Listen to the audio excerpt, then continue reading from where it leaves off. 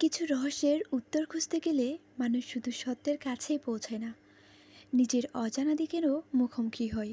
স্বাগতম। আজ আমরা শুরু করছি নাজিমুদ্দৌলার জনপ্রিয় থ্রিলার উপন্যাস প্রহেলিকা এর এক রোমাঞ্চকর যাত্রা। প্রতিটি অধ্যায়ে অপেক্ষা করছে নতুন প্রশ্ন, অপ্রত্যাশিত মোড় আর এমন সব ঘটনা যা শেষ মুহূর্ত পর্যন্ত আপনাকে ভাবতে বাধ্য করবে। আলো নিভিয়ে হেডফোন পরে মনোযোগ দিয়ে শুনুন, কারণ এই গল্পে যা দেখা যায় সত্য হয়তো তার চেয়েও জটিল। চলুন শুরু করা যাক। বাড়ির নাম শান্তিকুটির হলেও 7 বছরের ছোট রাইসা মনে মনে নাম দিয়েছে ঝগড়াবাড়ি। তার বাবা হাকিম সাহেব দেশের একজন নামকরা ব্যবসায়ী। পরিবার নিয়ে সপ্তাহে ছুটির দিনটি সুন্দরভাবে কাটানোর জন্য শহর থেকে দূরে এসে এই ডুপ্লেক্স বাড়িটি বানিয়েছেন তিনি। স্ত্রী শান্তির নামে নাম রেখেছেন বাড়িটির। তবে সপ্তাহান্তে যখন স্ত্রী কন্যাকে নিয়ে এখানে বেড়াতে আসেন, ঝগড়া ব্যতীত তেমন কিছুই করেন না। এই মুহূর্তে স্বামী স্ত্রী গলার রগ ফুলিয়ে তুমুল ঝগড়ায় লিপ্ত। হাকিম সাহেব বলছেন, সেদিন সারোয়ার ভাইয়ের পার্টিতে গিয়ে তুমি গোমরামুখ করেছিলে কেন? তোমার চেহারা দেখে সবার পার্টির আনন্দই মাটি হয়ে গেছে। আমার মান ইজ্জত আর রাখলে না। উত্তরে মিসেস শান্তি বললেন, গোমরামুখ করে থাকবো কেন? আমার চেহারা এমন। বিয়ের আগে চেহারা দেখে নাওনি? না না, তোমার চেহারা এমন না। গলার আওয়াজ বাড়ালেন হাকিম সাহেব। তোমার খালাতো ভাই মকবুল বাড়িতে বেড়াতে এলেই তোমার আসল চেহারা দেখা যায়। বাবারে বাবা, সারাক্ষণ কি হাসিই থামে না। মিসেস শান্তা চিৎকার করে উঠলেন, হাকিম, তুমি কিন্তু লিমিট ক্রস করে যাচ্ছ। কি বলতে চাও তুমি? কি বলতে চাই তা তুমি ভালো করেই জানো। যা চাচ্ছ সব দিচ্ছি, কোনো কিছু তো কমতি রাখিনি তোমার। তারপরেও এত অশান্তি কেন? অশান্তি তো তুমি করো, তোমার মনে জিলাপির পেঁচ। এভাবে ঝগড়া আরও বাড়তে থাকে। ছোট্ট রাইসার মন খারাপ করে বসে থাকে বিছানায়। বাবা মায়ের ঝগড়ার মুহূর্তে তার নিজেকে খুব অসহায় লাগে। তার স্কুল টিচার শিখিয়েছে ঝগড়া করা খুব খারাপ কাজ, অথচ তার বাবা মা এত পড়াশোনা করেও এটা কেন শিখল না? এই প্রশ্নে ছোট রাইসার উত্তর কখনো খুঁজে পারি না। একসময় বিছানা থেকে নেমে গেল রাইসা, বেরিয়ে গেল রুম থেকে। ঝগড়ায় লিপ্ত বাবা মার সেদিকে কোনো খেয়ালই নেই। রাইসা ডুপ্লেক্স বাড়ির সিঁড়ি বেয়ে নামতে থাকলো। নামার পর বিশাল লিভিং রুমের এদিক ওদিক তাকাতে থাকলো সে। খিদে পেয়েছে খুব। বিশালাকার ডাবল ডোর ফ্রিজের দিকে এগিয়ে গেল সে।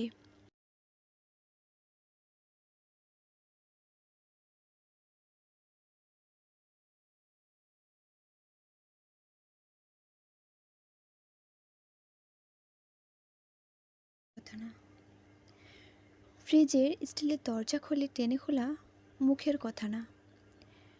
অনেক টানাটানি করে অবশেষে একটা দরজা খুলতে সমর্থ হলো রাইসা। উপরের তাকে কয়েকটা আইসক্রিম দেখা যাচ্ছে। পায়ের আঙুলে ভর দিয়ে উঁচু হয়ে আইসক্রিম নামাতে গেল রাইসা। পায়ের আঙুলে ভর দিয়ে উঁচু হয়ে আইসক্রিম নামাতে গেল রাইসা।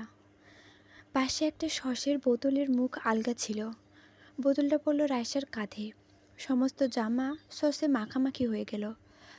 হাতটা দিয়ে জামার সস মুছতে গিয়ে আরও মাখিয়ে ফেলল রাইসা। এমনিতেই লাল রঙের ফ্রক, তার পছন্দের ড্রেস এটা। সস লেগে পোশাকের উপর অদ্ভুত নকশা হয়েছে। আরেকবার আইসক্রিম নামানোর চেষ্টা করার সাহস হলো না রাইসার। ফ্রিজের দরজা লাগিয়ে চারদিকে তাকালো। এখানে ওখানে ছড়িয়ে আছে অনেক ধরনের খেলনা। গাব্বুর কথা মনে পড়ল রাইসার। গাব্বু তার পছন্দের টেডি বিয়ার। খুব আফসোস হলো তার। আসার সময় গাব্বুকে আনার কথা বেবুলুম ভুলে গিয়েছে সে। গাব্বু থাকলে এখন ওর সাথে গল্প করার সময় কাটাতো। এদিকে বাবা মার ঝগড়ার আওয়াজ বাড়ছে। আর ভালো লাগছে না রাইসার। সে বাইরের দরজার দিকে এগিয়ে গেল। সূর্যাস্তের আগ মুহূর্ত, চারদিকে অন্ধকার হয়ে আসছে। মাগরিবের আজানের ধ্বনি ভেসে আসবে যে কোনো সময়। শহরের বাইরে এক বিরান অঞ্চল এটা। কোথাও মানুষ নেই। রাইসা ভয়ে ভয়ে এগিয়ে গেল বাড়ির মূল গেটের দিকে। গেট খোলাই ছিল। আলতো পায়ে গেট পেরিয়ে রাস্তায় নেমে গেল সে। মসৃণ পিচের রাস্তা ধরে হেঁটে এলো খানিকটা।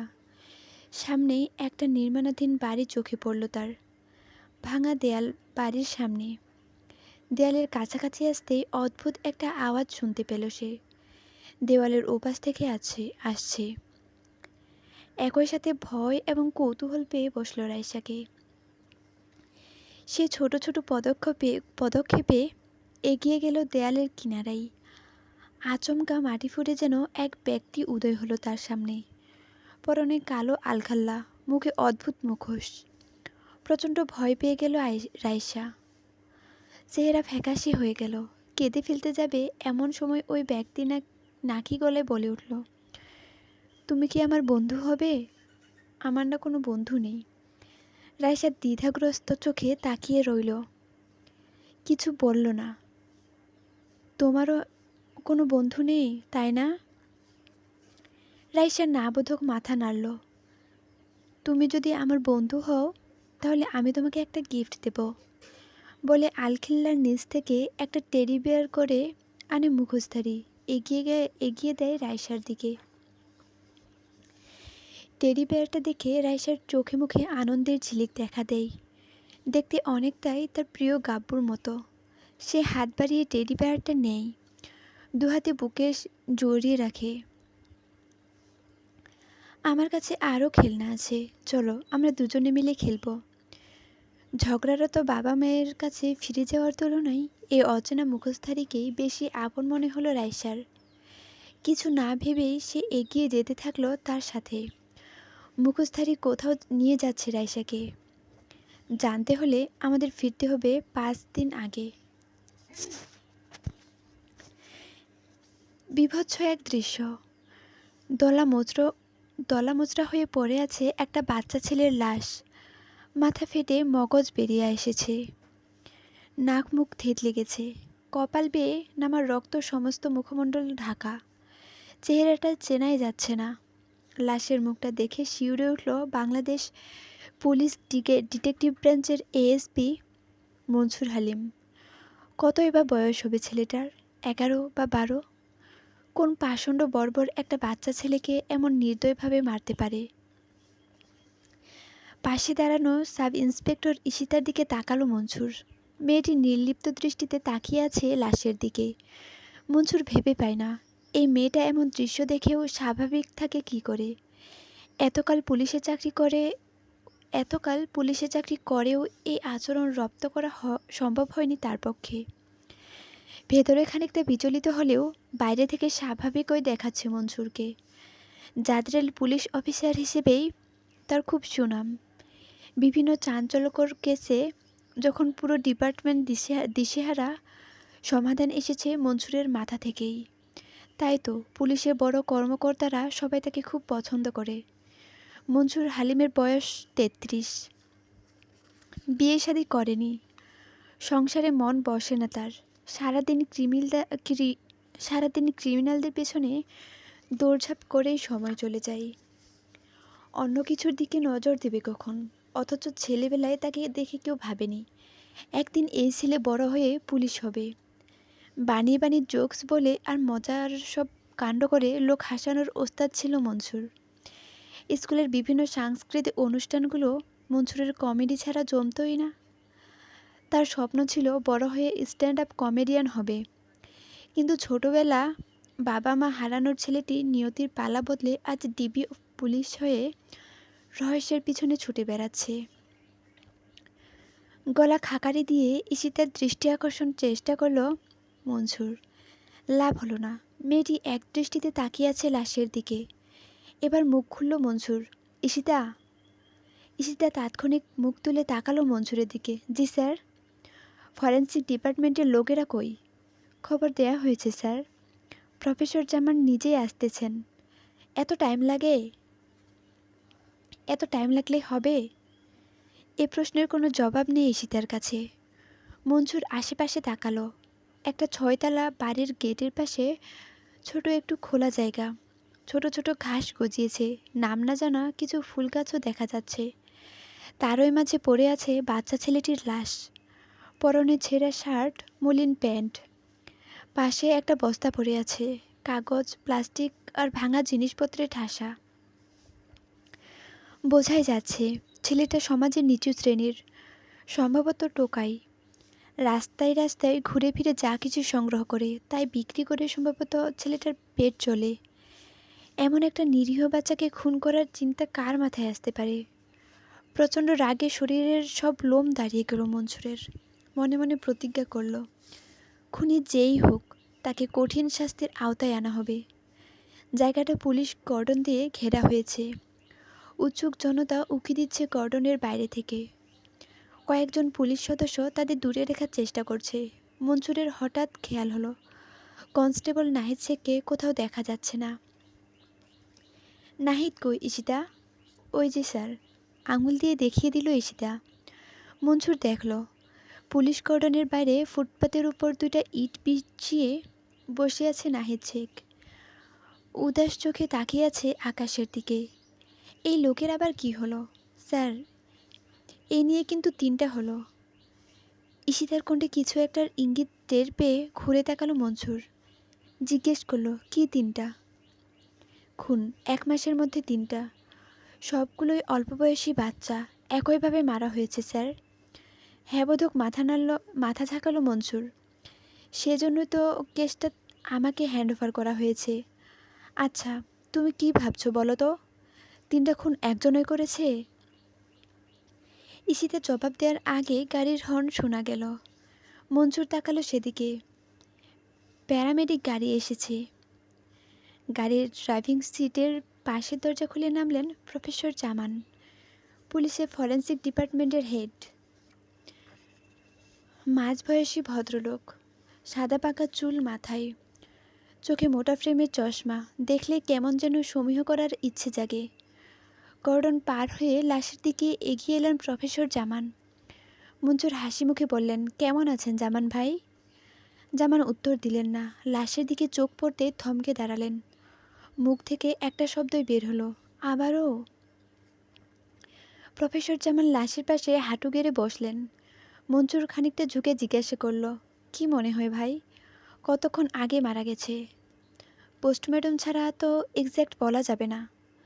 ঘড়ি দেখলেন জামান। এখন বাজে 9টা, মনে হচ্ছে 7 থেকে 8 ঘন্টা আগে, মধ্যরাতের দিকে হবে হয়তো।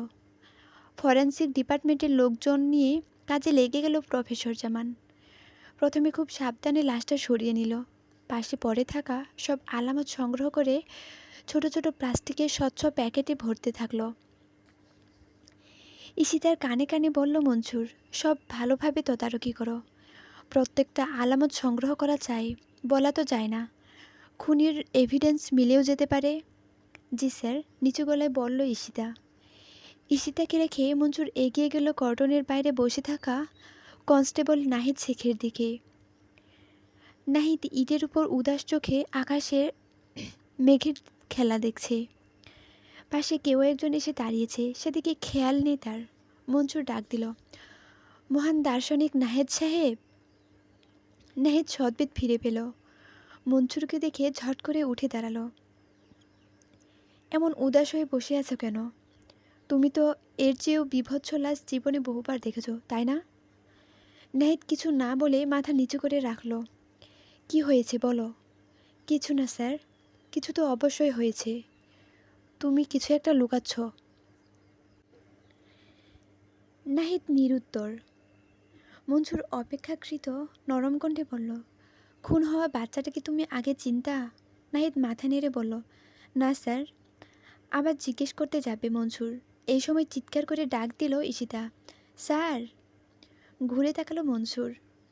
ঈশিতার হাতে প্লাস্টিকের স্বচ্ছ প্যাকেটের ভেতর কিছু একটা আছে, দূর থেকে বোঝা যাচ্ছে না। মনসুর এগিয়ে গেল সেদিকে। কাছে আসতেই দেখতে পেল প্যাকেটের ভেতর একটা লেদার বেল্টের হাতঘড়ি। বেল্ট ছিঁড়ে গেছে, ঝোপের আড়ালে পড়েছিল স্যার। মনসুর হাত বাড়িয়ে প্যাকেটটা হাতে নিল। রোলেক্স কোম্পানির লেটেস্ট কোনো মডেলের ঘড়ি, নিঃসন্দেহে অনেক দাম। ঘড়ির উপর রক্তের ছাপ লেগে আছে। বাচ্চাটা মারার আগে ভালোই ফাইট করেছে। মনে হচ্ছে ঘড়িটা কিলারের হাত থেকেই ছিঁড়ে পড়েছে। ইয়েস স্যার, কিলার অন্ধকারে খুঁজে পায়নি। ঈশিতার চোখ মুখে আলো ঝিলিক মারছে। Good job Ishita. রোলেক্স কোম্পানির ডিলারদের সাথে যোগাযোগ করো, সব আউটলেটে খবর লাগাও। আশা করি ঘড়িটার সূত্র ধরে কিলারের সন্ধান পেয়ে যাব আমরা। Okay sir. ঘড়িটা ঈশিতার হাত দিয়ে আবার নাহিদের দিকে তাকালো মনসুর। লোকটা আবার মনমরা হয়ে ইটের উপর বসে পড়েছে। লোকটার হলো কি আজ? ভিকটিম 1, নাম সাজু, বয়স 13, পেশা রেগুলার হেল্পার, বসবাস মিরপুর বস্তি, পরিবারে কেউ নেই। ভিকটিম 2, নাম রত্না, বয়স 11, পেশা সিগারেট বিক্রি, বসবাস কমলাপুর বস্তি, পরিবার মা বাবা 3 বোন। ভিকটিম 3, নাম জামাল, বয়স 12, পেশা টোকাই, বসবাস পুরান ঢাকা, পরিবার মা। 3টি খুন হয়েছে শহরের 3 প্রান্তে। ভিকটিমদের কারোর সাথে কারো কোনো যোগাযোগ নেই, তবে সবাই নিম্ন মধ্যবিত্ত পরিবারের সন্তান। আর খুন করার ধরন একই, ইট কিংবা বড় পাথর দিয়ে আঘাত করে মাথা ফাটিয়ে মুখ থেতলে দিয়েছে। ফাইল 3টা হাত থেকে নামিয়ে রেখে ঈশিতার দিকে তাকালো মনসুর। দুজনে বসে আছে ডিটেকটিভ ব্রাঞ্চের অফিসে, মনসুর হালিমের ব্যক্তিগত কামরায়। খুনি একজনই, ঈশিতা দৃঢ়কণ্ঠে বলল। আমি নিশ্চিত স্যার। এত দ্রুত কনক্লুশনে যেও না ঈশিতা, মনসুর নিরুত্তাপ কণ্ঠে বলল। খুনের ধরন আর ভিকটিমদের দেখেন স্যার, আপনার মনে হচ্ছে না খুন 3টা একই ব্যক্তির করা? একাধিক ব্যক্তিরও হতে পারে। প্রত্যেকটা খুনের পিছনে ভিন্ন কারণ থাকতে পারে। আবার একজনের খুন দেখে ইন্সপায়ার্ড হয়ে আরেকজন করে থাকতে পারে। শোনো, এইসব সিরিয়াল কিলিং সাইকো কিলার টাইপের হাবিজাবি বিষয়গুলো শুধুমাত্র নাটক সিনেমাতেই দেখা যায়। বাস্তবে এটা খুব রেয়ার। তোমার এন্টায়ার ডিবি পুলিশের ক্যারিয়ারে হয়তো 1-2 বার এমন কারো মুখোমুখি হতে পারো। কিন্তু স্যার, হাত তুলে ঈশিতাকে থামালো মনসুর।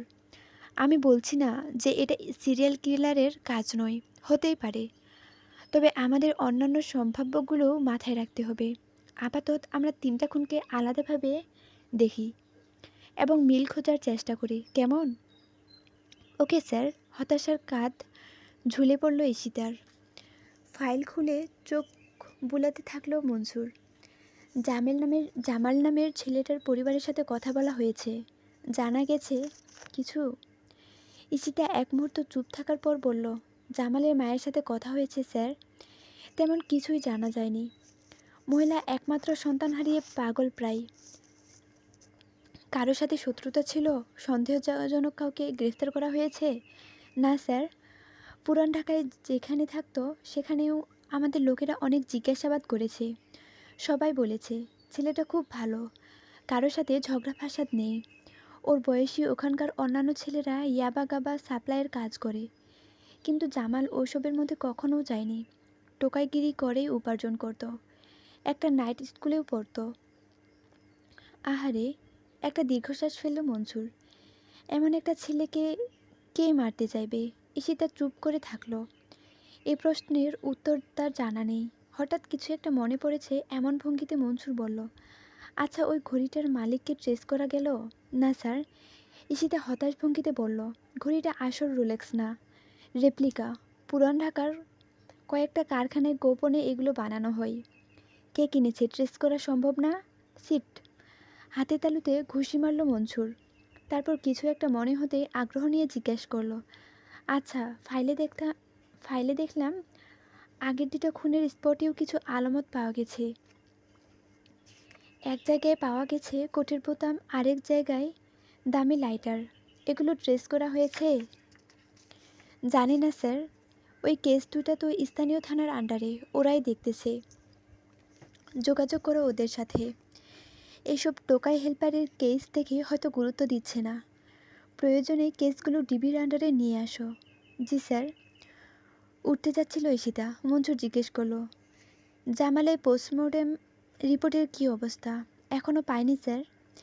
2 দিনেও একটা পোস্টমর্টেম রিপোর্ট দিতে পারে না? কি করে এরা? জামান ভাইকে একটা ফোন দাও। এমন কচ্ছপ গতিতে কাজ করলে হবে না। Okay sir.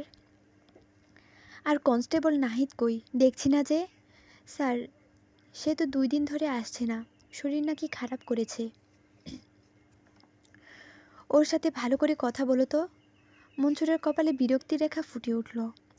ওই দিন খুনের স্পটে যাওয়ার পর থেকে ছ্যাঁকা খাওয়ার মতো আচরণ করতেছে। জি স্যার, বলে উঠে দাঁড়ালো ঈশিতা। বেরিয়ে গেল। প্রায় সাথে সাথেই কামরায় প্রবেশ করো কনস্টেবল নাহিদ শেখ। হাতে একটা বই। সে এগিয়ে এসে মনসুরের সামনে রাখল বইটা। বইয়ের উপর লেখা গাল্লি বই। প্রচ্ছদে দেখা যাচ্ছে একটা বাচ্চা মেয়ের লাশ। রক্তে মাখা ছুরি পড়ে আছে লাশের পাশে। মনসুর জিজ্ঞাসা দৃষ্টিতে তাকিয়ে বলল, গাল্লি বই? এটা কি জিনিস? নাহিদ শেখ জবাব দিল, স্যার, গাল্লি বই মানে রাস্তার পোলাপাইন। ওই যে টোকায় ভিক্ষুক ফেরি কইরা জিনিসপত্র বিক্রি করে। খুব রাফ অ্যান্ড টাফ, গুন্ডা মাস্তান টাইপের স্বভাব। সেটা আমি জানি, কিন্তু এই বই আমাকে কেন দিচ্ছ? ইয়ে স্যার, নাহিদ খানিক আমতা আমতা করে বলল, এটা আমার প্রিয় লেখক নিয়াজ আহমেদের লেখা। আপনি পড়েন, তাহলে আমার মনের অবস্থাটা বুঝতে পারবেন। এমনি এমনি তো মনটা খারাপ হয় নাই। নিয়াজ আহমেদ?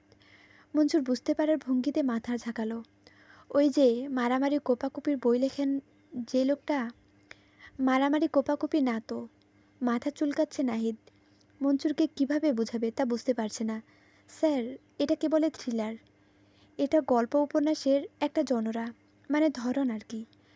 থ্রিলার মানে মারামারি না স্যার। বুঝছি, আর জ্ঞান দিতে হবে না।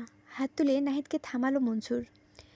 এই বই আমাকে পড়তে দেওয়ার কারণ কি সেটা বলো। স্যার, আসলে এই বইতে এক সিরিয়াল কিলার রাস্তার পোলাপাইন রে ধইরা মাথা ফাটাইয়া খুন করে। তো? মনসুর জিজ্ঞাসার দৃষ্টিতে তাকিয়ে থাকলো। বুঝতে পারছেন না স্যার, ঠিক এই ঘটনা বাস্তবে ঘটতেছে। 1 মাসে 3 খুন, সবগুলোই গাল্লি বই। মনসুরের বিরক্তি বাড়ছে। মানে তুমি বোঝাচ্ছ এই বই পড়ে ইন্সপায়ার্ড হয়ে কেউ একজন গাল্লি বইদের খুন করছে? জি স্যার, অবিকল একই ঘটনা ঘটতেছে। আচ্ছা, তো এই বইয়ের শেষে কি হয়? নাহিদ শেষে লাজুক ভঙ্গিতে হেসে বলল, ওইটা বললে তো স্পয়লার হয়ে যাবে স্যার। আপনি পরে দেখুন না, মারাত্মক টুইস্ট আছে। মনসুর বইয়ের শেষ পাতা উল্টে দেখল, মোট 418 পাতা। বইটা বন্ধ করে রাগ সামাল দেওয়ার চেষ্টা করল। তোমার ওই টুইস্ট জানার জন্য আমাকে এখন এই 418 পেজের বইটা পড়তে হবে, তাই না? তোমার কি মনে হয় কোনো কাজকাম নাই আমার, সারাদিন এখানে বসে মাছি মারি? মনসুরের কথা শেষ হওয়ার আগে একটা মাছি উড়ে গেল তার নাকের সামনে দিয়ে। আশেপাশে ভনভন করে ঘুরছে। মনসুর মাছিটা মারতে গিয়েও সামলে নিল নিজেকে। তাই দেখে নাহিদ ঠোঁট টিপে মুচকি হাসছে। হাসছ কেন? থমকে উঠল মনসুর। নাহিদ মুখের হাসি নিভে গেল। দ্রুত বলতে থাকলো, সরি স্যার। আসলে বইয়ের শেষে দেখা যায় খুনি নিজেও একজন গাল্লি বয়। সে সমাজের অবহেলা পেয়ে বড় হয়েছে, চায় না আর কেউ তার মতো কষ্ট পেয়ে বড় হোক। তাই ওদের খুন করে সাইকো হয়ে গেছে আর কি। চুপ করো মিয়া, রেগে গেল মনসুর। ডিউটি ফাঁকি দিয়ে সারাদিন এইসব হাজগুবি লেখা পড়ো? এসব সাইকো ফাইকো ওই নিয়াজ আহমেদের মতো লেখকদের মাথাতেই ঘরে। বাস্তবে এসব নাই। কাজে মন দাও নাহিদ, আর বিরক্ত কইরো না, যাও। Sorry sir. নাহিদ মাথা নিচু করে নিল। এই সময় হন্তদন্ত হয়ে কামরায় প্রবেশ করল ঈশিতা। হাঁপাতে হাঁপাতে বলল, স্যার, সেকেন্ড ভিকটিম রত্না নামের মেয়েটা ওর লাশের পাশে পড়ে থাকা লাইটারটা ট্রেস করা হয়েছে। আগ্রহে চোখ দুটো চকচক করে উঠল মনসুরের। Wow, great. স্যার, এমন লাইটার বাংলাদেশে পাওয়া যায় না। অ্যামাজনে অর্ডার দিয়ে ইউএসএ থেকে আনা হয়েছে। এয়ারপোর্টের প্রোডাক্ট এন্ট্রি ডাটা থেকে অর্ডারকারীর নাম জানা গেছে। কে সে? বোমা ফাটল ঈশিতা। থ্রিলার লেখক নিয়াজ আহমেদ। রুচিশীল ফার্নিচারে সাজানো একটা ড্রয়িং রুমে বসে আছে এএসপি মনসুর হালিম ও কনস্টেবল নাহিদ শেখ। লেখক নিয়াজ আহমেদের বাসায় এসেছে তারা। একটা কাজের মেয়ে তাদের ড্রয়িং রুমে বসতে বলে ভেতরে গেছে নিয়াজ আহমেদকে খবর দিতে। মনসুর বসে আছে নির্লিপ্ত ভঙ্গিতে, কিন্তু নাহিদ শেখ খানিকটা নার্ভাস। প্রিয় লেখকের মুখোমুখি হবে প্রথমবারের মতো। নিয়াজ আহমেদকে ঘরে ঢুকতে দেখে উঠে দাঁড়ালো মনসুর। সে ভেবেছিল গায়ে পাঞ্জাবি, চোখে চশমা, লেখক সুলভ ভাব নিয়ে হাজির হবে নিয়াজ আহমেদ, কিন্তু লোকটা টি শার্ট আর ট্রাউজার পরে দিব্যি চলে আসায় অবাক হলো। খাতা কলমে লোকটার বয়স 34, কিন্তু সামনাসামনি ছবির তুলনায় বয়স খানিকটা কম লাগছে। হ্যান্ডশেক করার জন্য হাত বাড়িয়ে দিল মনসুর। সালাম আলাইকুম, আমি ASP Mansur Halim, detective branch. অমায়িক ভঙ্গিতে হাসল নিয়াজ। ওয়ালাইকুম আসসালাম, আমি নিয়াজ আহমেদ। মনসুরের হাত ছেড়ে নাহিদ শেখের বাড়িয়ে রাখা হাত ধরল নিয়াজ। নাহিদ নার্ভাস কণ্ঠে বলল, স্যার, আমি কনস্টেবল নাহিদ, আপনার বিগ ফ্যান। আপনার সব কয়টা বই অনেকবার পড়ছি স্যার। বাহ, জেনে ভালো লাগলো। হাসিটা ধরে রেখে মুখস্থ বলি আওড়ালো নিয়াজ। এই কথাটা সোশ্যাল মিডিয়ার প্রতিদিন অন্তত 10 বার ভক্তদের প্রশংসায় জবাবে বলতে হয় তাকে। মনসুর খেয়াল করল কনস্টেবল নাহিদের হাঁটু কাঁপছে। সারাদিন চোর ডাকাত ধরে বেড়ানো লোকটা একজন লেখকের সামনে এসে মেচি বিড়াল হয়ে গেল। এই লোক পুলিশ না অন্য কিছু? বিরক্ত হচ্ছে মনসুর। আপনারা বসুন না। মনসুর আর নাহিদ শেখ বসল সোফায়, নিয়াজ বসল মুখোমুখি। তারপর কিচেনের দিকে তাকিয়ে কাজের মেয়ের উদ্দেশ্যে হাঁক ছেড়ে বলল, তুলি, চা নাস্তা দিয়ে যাও তো। জি ভাই, জি ভাইয়া। কিচেন থেকে তুলির কণ্ঠ ভেসে এলো।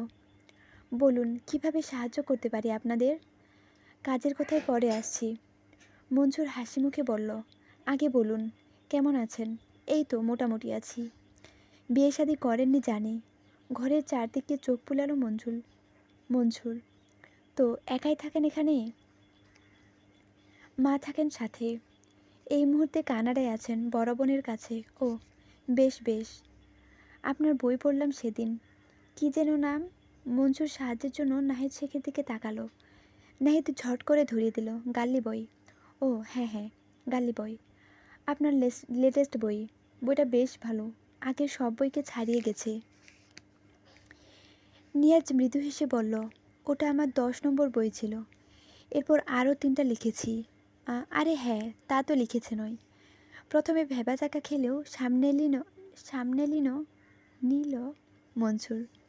বুঝতে পারছে, আর একটু খোঁজ খবর নিয়ে আসা দরকার ছিল, বাট পরেরগুলো তেমন একটা নাম হয়নি, তাই না?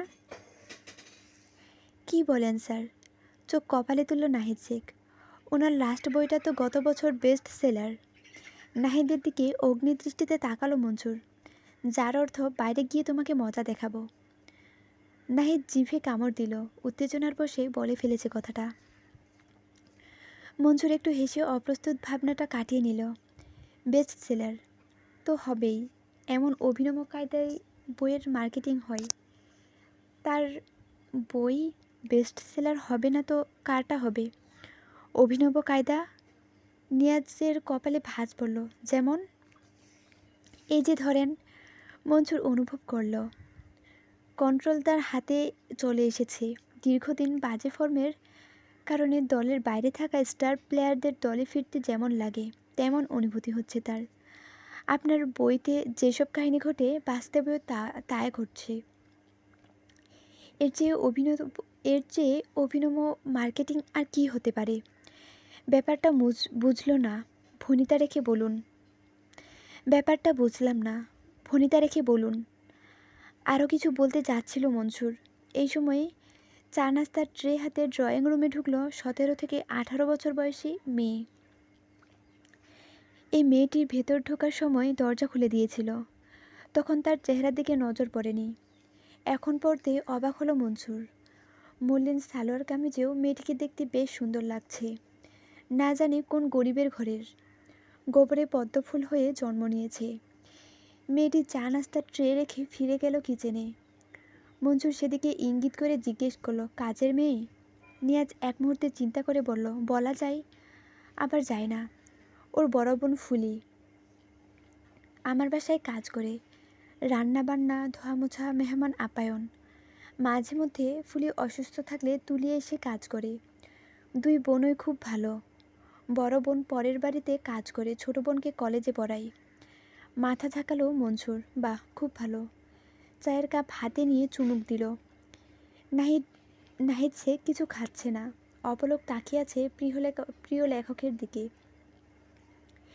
চায়ের কাপ নামিয়ে রেখে পকেট থেকে স্বচ্ছ প্যাকেটে রাখা লাইটারটা বের করলো মনসুর। এটা আপনার? এক মুহূর্ত চুপ করে থাকলো নিয়াজ। মনসুর তীক্ষ্ণ দৃষ্টিতে তাকিয়ে আছে তার দিকে। আরে হ্যাঁ, এটা অ্যামাজন থেকে অর্ডার করে আনিয়েছিলাম। আমার খুব পছন্দের। কোথায় পেলেন? উত্তর না দিয়ে প্যাকেট থেকে একটা ছেঁড়া ঘড়ি বের করলো মনসুর। এটা? ঘড়িটা দেখে চমকে গেল নিয়াজ। হ্যাঁ, এটাও আমার। অনেক দাম দিয়ে কিনেছিলাম। অরিজিনাল রোলেক্স ঘড়ি, মেড ইন সুইজারল্যান্ড। মনসুর ঠোঁট চিপে হাসল। এটা অরিজিনাল নকল ঘড়ি, মেড ইন পটুয়াখালী ল্যান্ড। অবাক হয়ে তাকিয়ে থাকলো নিয়াজ। এবার পকেট থেকে একটা বড় সাইজের সুন্দর দেখতে বোতাম বের করলো মনসুর। আমার কোটের বোতাম। পেয়েছেন কোথায় এগুলো? মার্ডার সিনে, লাশের পাশে। হোয়াট? ভীষণভাবে চমকে গেল নিয়াজ। মনসুর বোঝার চেষ্টা করছে নিয়াজের চমকে ওঠাটা সত্যি নাকি ভান। আপনার গাল্লি বইতে যেমন রাস্তার ছেলেপিলেকে মারা হচ্ছিল, ঠিক তেমনই শহরের বিভিন্ন প্রান্তে বাচ্চাদের লাশ পাওয়া যাচ্ছে। মারার কায়দাটাও একই। বলেন কি? নিয়াজের বিস্ময়ের পরিমাণ বাড়ল। মনসুর বলে চলেছে, এবং প্রত্যেকটা লাশের পাশে আপনার ব্যবহার্য জিনিস পাওয়া যায়। এখন যদি আমি সন্দেহ করি আপনি বইয়ের কাটতি বাড়াতে অভিনব কায়দায় মার্কেটিং করছেন, আমাকে কি দোষ দেওয়া যায়? কিছু একটা মনে পড়েছে এমন ভঙ্গিতে নিয়াজ বলল। এবার আমি বুঝতে পারছি ওই দিন আসলে কি ঘটেছিল। কোন দিন? মাসখানেক আগে এক রাতের বেলায় আমার বাসায় চোর ঢুকেছিল। আমার ঘুম একটু পাতলা। খুট করে আওয়াজে ঘুম ভেঙে গেল। অন্ধকারে দেখলাম একটা মানুষের অবয়ব কি যেন খুঁজছে। আমি পেছন থেকে গিয়ে তাকে জাপটে ধরলাম, কিন্তু সে আমাকে ধাক্কা দিয়ে ফেলে দিল। তারপর দৌড়ে পালিয়ে গেল ঘর থেকে। এতদিনে ওই ঘটনার ব্যাখ্যা পেলাম। ঘটনাটা পুলিশে রিপোর্ট করেছিলেন? না। মঞ্জুর ঠোঁট বাঁকিয়ে হাসল। তাহলে আমি কিভাবে বুঝবো যে সত্য বলছেন? আসলে আমতা আমতা করছে নিয়াজ। চোর কি চুরি করেছে সেটাই আমি বুঝতে পারছিলাম না, তাই রিপোর্ট করার মতো তেমন কিছু মনে হয়নি। আমি লেখক মানুষ, একটু ভুলো মন। ভাবলাম লাইটারটা হয়তো মনের ভুলে কোথাও ফেলে এসেছি, ঘড়িটাও হয়তো। কিন্তু এখন বুঝতে পারছি ওই রাতে চোর এগুলোই চুরি করেছিল। মনসুরের হাসি মুছে গেল। সিরিয়াস কণ্ঠে বললেন, লেখক সাহেব, আপনি তো ক্রাইম নিয়ে লেখেন, তাই না? নিশ্চয় বুঝতে পারছেন আপনার যুক্তিগুলো কতটা হাস্যকর। বিশ্বাস করুন ভাই। নিয়াজ করুণ অভিব্যক্তি করে বলল, আমার বই এমনিতেই অনেক বিক্রি হয়। সামান্য মার্কেটিংয়ের জন্য আমি বাচ্চাদের কেন খুন করব? করতেই পারেন। মনসুর এক মুহূর্তে থেমে থেকে বলল, দেখুন, আপনি বইতে দেখিয়েছেন এক গাল্লি বই যুক্তিসঙ্গত কোনো কারণ ছাড়াই অন্য গাল্লি বইদের খুন করছে। তো সে বইয়ের লেখক মার্কেটিংয়ের পারপাসে খুন করতে পারে। বইয়ের গল্পটারই সুযোগ নিচ্ছে কেউ একজন। নিয়াজ একবার নাহিদের দিকে আরেকবার মনসুরের দিকে তাকালো। বিশ্বাস করুন আপনারা, কেউ একজন আমাকে ফাঁসানোর চেষ্টা করছে। কার এত দায় পড়েছে আপনাকে ফাঁসানোর জন্য খুন করতে যাবে? আর আপনাকে ফাঁসিয়ে দিয়ে তার লাভটা কি? কিছুক্ষণ নীরবে কাটল। নিয়াজ আহমেদ নিজের ঠোঁট কামড়ে রেখে চিন্তা করছে গভীরভাবে। মনসুর তাকালো নাহিদ শেখের দিকে। তার চেহারাটা দেখে মনে হচ্ছে প্রিয় লেখকের কষ্টে কেঁদেই ফেলবে। নিয়াজ প্রথমে নীরবতা ভাঙল, একটা দীর্ঘশ্বাস ফেলে বলল, আমি বোধহয় বুঝতে পেরেছি কাজটা কে করেছে। পকেট থেকে মোবাইল ফোন বের করলো নিয়াজ আহমেদ। ফেসবুক অ্যাপে ঢুকে একটা প্রোফাইল খুঁজে বের করলো। তারপর মোবাইলটা বাড়িয়ে ধরলো মনসুরের দিকে। মনসুর মোবাইল হাতে নিল। প্রোফাইলের মালিককে নাম প্রোফাইলের মালিকের নাম প্রহেলিকা রয়। প্রোফাইলে কোনো ছবি নেই। টাইমলাইনে কোনো পোস্টও দেখা যাচ্ছে না। প্রহেলিকা, এটা আবার কেমন নাম? মনসুর অবাক। প্রহেলিকা শব্দের অর্থ হচ্ছে পাজল, জটিল ধরনের ধাঁধা। মনসুর মোবাইলটা ফিরিয়ে দিয়ে বলল, কিন্তু এ তো মনে হচ্ছে ফেক আইডি। ফেক আইডি বলতে কিছু নেই। নাবোধক মাথা নাড়ল নিয়াজ। নাম ভুয়া হতে পারে, ছবি ভুয়া হতে পারে, কিন্তু প্রত্যেকটা আইডির পেছনে একজন মানুষ থাকে। এই আইডির পেছনে যে মানুষটি আছে সে আমাকে ফাঁসানোর চেষ্টা করছে। কেন? একটা দীর্ঘশ্বাস ফেলল নিয়াজ। আসলে গল্পটা একটু পেছন থেকে বলেই আসতে হবে, নইলে বুঝবেন না। আপনার কি গল্পটা শোনার সময় হবে? বলুন, আজ আপনার কথা শোনার জন্যই এসেছি। নিয়াজ একটা দীর্ঘশ্বাস ফেলে বলল। কথাগুলো গুছিয়ে নেওয়ার জন্য 10 সেকেন্ড সময় নিল। তারপর বলতে শুরু করলো। ভার্সিটি জীবনে একটি মেয়ের সাথে আমার প্রেমের সম্পর্ক ছিল। ওর নাম ছিল আসমা, আমার সমবয়সী। কিন্তু আসমার বাবা মা আমাকে পছন্দ করতো না। আমি পাশ করার পর চাকরি পাচ্ছিলাম না। এদিকে মেয়ের বিয়ের বয়স পার হয়ে যাচ্ছে ভেবে বাবা মা চিন্তায় অস্থির। দুই বেলায় মেয়েকে বকাঝকা করতো। আসমার বড় ভাই তো একদিন আমাকে ধরে থ্রেট করলো যেন আর ওর সাথে দেখা না করি। এক বিরাট ব্যবসায়ী ছেলের সাথে ওর বিয়েও ঠিক হয়ে যায়। বাধ্য হয়ে আমরা দুজনে সিদ্ধান্ত নিই পালিয়ে যাব। এই পর্যন্ত বলে থামলো নিয়াজ। কয়েক সেকেন্ড চুপ থাকার পর আবার শুরু করলো। দিনটা ছিল শনিবার, মার্চের 18 তারিখ। আমি কমলাপুর রেল স্টেশনে গিয়ে টিকিট কেটে দাঁড়িয়েছিলাম, কিন্তু আসমা আসছে না। ফোনটাও বন্ধ পাচ্ছিলাম। একসময় ট্রেন ছেড়ে দিল। আমি আরও কিছুক্ষণ অপেক্ষা করার পর ফিরে এলাম। এরপর আসমার সাথে যোগাযোগের চেষ্টা করলাম, লাভ হলো না। ওই দিনের পর আসমা আমার সাথে আর কখনো দেখা করেনি, যোগাযোগও করেনি। 2 মাস পর খবর পেয়েছিলাম ওই ব্যবসায়ী ছেলের সাথেই আসমার বিয়ে হয়ে গেছে। কেন আসমা সেদিন এলো না, কেন ওয়াদা ভঙ্গ করলো, কেন আমার সাথে বেইমানি করলো, তা আজও জানা যায়নি। ওর যদি বড়লোকের ছেলেকে বিয়ে করার সুখী হওয়ার প্ল্যানই ছিল, আমাকে বলে দিলেই তো পারতো, তাই না? থামলো নিয়াজ। হাত বাড়িয়ে একটা গ্লাস নিয়ে ঢকঢক করে পানি খেলো। তারপর হাতের উল্টো পিঠ দিয়ে ঠোঁট মুখ মুছতে থাকলো। এই ঘটনার পর আমি বদলে গেলাম। মেয়েদের প্রতি বিশ্বাস উঠে গিয়েছিল। সিদ্ধান্ত নিলাম জীবনে বিয়ে শাদী করব না, নিজের ক্যারিয়ারের দিকে মনোযোগী হলাম। একটা পত্রিকায় সাংবাদিকের চাকরি পেলাম। লেখালেখি চলতে থাকলো। প্রথম উপন্যাসেই পাঠকপ্রিয়তা পেলাম। প্রায় 10 বছর পেরিয়ে গেল। এখন আমি প্রতিষ্ঠিত।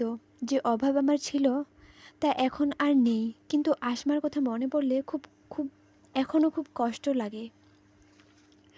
মনসুর খেয়াল করলো কিচেনের দরজার সামনে দাঁড়িয়ে সব কথা শুনছে তুলি। মনসুরের সাথে চোখাচোখি হতেই ছট করে সরে গেল মেয়েটা। মনসুর তাকালো নিয়াজের দিকে। তারপর একসময় প্রহেলিকা রয় এলো আপনার জীবনে? হ্যাঁ বোধক মাথা নাড়ল, ঝাঁকালো নিয়াজ। কিভাবে এলো শুনি? আবার এক ঢোক পানি খেলো নিয়াজ। বলতে থাকলো, এক রাতে আসমাকে খুব মনে পড়ছিল। ভালো লাগছিল না কিছুই। মন চাচ্ছিল কারোর সাথে মনের কথাগুলো বলে হালকা হতে। ঠিক এই সময় মেসেঞ্জারের নক আসে। ফোন হাতে নিয়ে দেখি প্রহেলিকা রয় নক করেছে। মেসেজটা অনেকটা এমন ছিল, কেমন আছেন? আমি আপনার অনেক বড় ভক্ত। আপনার বইগুলো শুধু পড়ি না, মুখস্থ করি। আপনার সাথে 2 মিনিট কথা বলতে পারলে নিজেকে ধন্য মনে করব। আমি প্রোফাইলে ঢুকেই বুঝলাম এটা কারো ফেক আইডি। লেখালেখির কারণে আমার মেয়ে ভক্ত অনেক। নর্মালি প্রতিদিনই অনেক মেয়ে আমাকে ফেসবুকে নক করে, আমার সাথে কথা বলতে আগ্রহ দেখায়। আমি ওসবে পাত্তা দেই না। কিন্তু এই মুহূর্তে আমি মানসিকভাবে দুর্বল ছিলাম। প্রহেলিকা মেয়েটি যেই হোক, তার সাথে কথা বলতে ইচ্ছে হলো। আমি সাথে সাথে মেয়েটিকে মেসেঞ্জারে ফোন করলাম। 2 মিনিট কথা বলতে চেয়েছিল সে। আমি পুরো রাতই তার সাথে কথা বললাম। কেন যেন কথা বলতে খুব ভালো লাগছিল। মেয়েটির গলার আওয়াজ খুব সুন্দর, কানের মধ্যে মধুর সুরে বাজছিল। বেশিক্ষণ আমি কথা বলছিলাম। মেয়েটি অবশ্য তার ব্যক্তিগত বিষয়ে কথা বলতে স্বাচ্ছন্দ্য বোধ করছিল না, তাই আমিও খুব একটা জোর করিনি। তো এভাবেই শুরু হলো দুজনের কথা। এরপর চলতেই থাকলো। কথাগুলো শুনতে শুনতে মনসুরের চোখ দুটো বড় বড় হয়ে গেছে। তাই দেখে নিয়াজ একটু অপ্রস্তুত ভঙ্গিতে হাসলো। বলল, দেখুন, আমি জানি কথাগুলো শুনতে আপনাদের হাস্যকর লাগছে। ভাবছেন আমার মতো একজন সেলিব্রিটি লেখক কিভাবে অচেনা অজানা একটা মেয়ের সাথে ব্যক্তিগত বিষয়ে আলাপ করে। বাট এটাই সত্যি। সেই রাতে আমার কি হয়েছিল জানি না। আমি আসলে ডেসপারেট হয়ে গিয়েছিলাম। আর কথা বলতে পেরে এত ভালো লাগলো তাকে। একসময় আমাদের দুজনের অন্তরঙ্গতা বাড়ল। আমি আবিষ্কার করলাম মেয়েটি যেমন তেমন ভক্ত নয়। সে আমাকে পাগলের মতো ভালোবাসে। আর আমিও তাকে না দেখেই, শুধু তার গলার আওয়াজ শুনেই পছন্দ করে ফেললাম। ওহ গড! কণ্ঠের বিস্ময় লুকানোর চেষ্টা করলো না মনসুর। তারপর কি হলো? তারপর তার সাথে দেখা করতে চাইলাম। মেয়েটিও রাজি হলো। গত বছর ডিসেম্বরের 26 তারিখ আমরা টিএসসিতে দেখা করব বলে সিদ্ধান্ত নিলাম। প্রহেলিকা বলল, তার আসল নাম পরিচয় সব কিছু দেখা হলে বলবে। আমিও তাকে দেখার জন্য এক্সাইটেড ছিলাম। এদিকে বইমেলা চলে আসছে, কিন্তু বইয়ের কাজ শেষ করতে পারিনি। প্রকাশক তাগাদা দিচ্ছেন খুব। আমি লেখালেখিতে মনোযোগী হয়ে গেলাম। ফলে প্রহেলিকার সাথে কথাবার্তা কম হচ্ছিল। ডিসেম্বরের 26 তারিখ চলে এলো। আমি অনেক দিন পর সেই ভার্সিটি লাইফের মতো মাঞ্জা মেরে গেলাম টিএসসিতে। আরও একবার একই ঘটনার শিকার হলাম। মানে, প্রহেলিকা আসেনি? প্রশ্নটা করল নাহিদ শেখ। নাবোধক মাথা নাড়ল নিয়াজ। আমার ফোনও রিসিভ করেনি। আমি সারাটা দিন একা একা সময় কাটিয়ে ফিরে এলাম বাসায়। এই ঘটনার দুদিন পর প্রহেলিকার মেসেজ পাঠালো, সরি, বাসায় কাজ ছিল। আমি আর রিপ্লাই করিনি। এরপর প্রহেলিকা অনেক চেষ্টা করলো আমার সাথে রিকানেক্ট হওয়ার, কিন্তু দ্বিতীয়বার ধাক্কা খাওয়ার পর আমি ওইসব ভাবতে পারছিলাম না। প্রহেলিকা চেষ্টা চালিয়ে গেল। হতে পারে সত্যি সত্যি বাসার কোনো ঝামেলায় আটকে গিয়েছিল, অথবা হয়তো তার কোনো খেলা। আমি আর সায় দিলাম না। ভেবেছিলাম আমার পাত্তা না পেয়ে একসময় থেমে যাবে, কিন্তু তা না করে প্রহেলিকা আমাকে থ্রেট দেওয়া শুরু করলো। আমাকে দেখে নেবে, আমাকে ফাঁসিয়ে দেবে, আমার সর্বনাশ করবে ছাড়বে, আরও কত কী। আমি যথারীতি ইগনোর করছিলাম। একসময় বিরক্ত হয়ে তাকে ব্লকও করে দিলাম। আজ বুঝলাম প্রহেলিকা আমাকে ফাঁসানোর জন্য কি ভয়ঙ্কর পরিকল্পনা করেছে। নিয়াজের কথা শেষ হতেই মনসুর বলল, প্রহেলিকা আপনাকে কি কি থ্রেট দিয়েছে তা দেখাতে পারবেন? হ্যাঁ, আমি আপনাকে সব স্ক্রিনশট পাঠাচ্ছি। আইডির লিঙ্কটাও পাঠান, আমরা খুঁজে বের করব আপনার প্রহেলিকাকে। এটা সম্ভব? অবাক কণ্ঠে বলল নিয়াজ। হাসল মনসুর। আপনারা পুলিশকে খুব ব্যাকডেটেড ভাবেন, তাই না? জনাব, আমাদের সাইবার ইন্টেলিজেন্স সিস্টেম ইউরোপিয়ান স্ট্যান্ডার্ডের। নিয়াজ হোয়াটসঅ্যাপে প্রহেলিকার আইডির লিঙ্ক আর স্ক্রিনশটগুলো পাঠিয়ে দিল মনসুরকে। মনসুর নাহিদ শেখের দিকে তাকিয়ে বলল, সাইবার ক্রাইম ইউনিটে প্রহেলিকা রয়ের আইডিটার লিঙ্ক পাঠাও। ওনাদের বলো এই আইডিটা কোন আইপি অ্যাড্রেস থেকে চালানো হচ্ছে তা যত দ্রুত সম্ভব খুঁজে বের করতে। জি স্যার। মনসুর তাকালো নিয়াজের দিকে। শুনুন, এই কেসের সমাধান হওয়ার আগ পর্যন্ত আপনি বাইরে কোথাও যাবেন না। ধরে নিন আপনি হাউস অ্যারেস্ট। কি বলেন? সামনের মাসে আমার বুক ট্যুর। দেশের 12টা শহরে ঘুরব। পাঠকদের সাথে বিভিন্ন প্রোগ্রাম, সব বন্ধ। আপনি আপনি এটা করার কোনো রাইট নেই। দাঁড়িয়ে গেল নিয়াজ। মনসুর ধীরে সুস্থে উঠে দাঁড়ালো। বলল, আমি কি করতে পারি সেই সম্পর্কে আপনার কোনো ধারণাই নেই।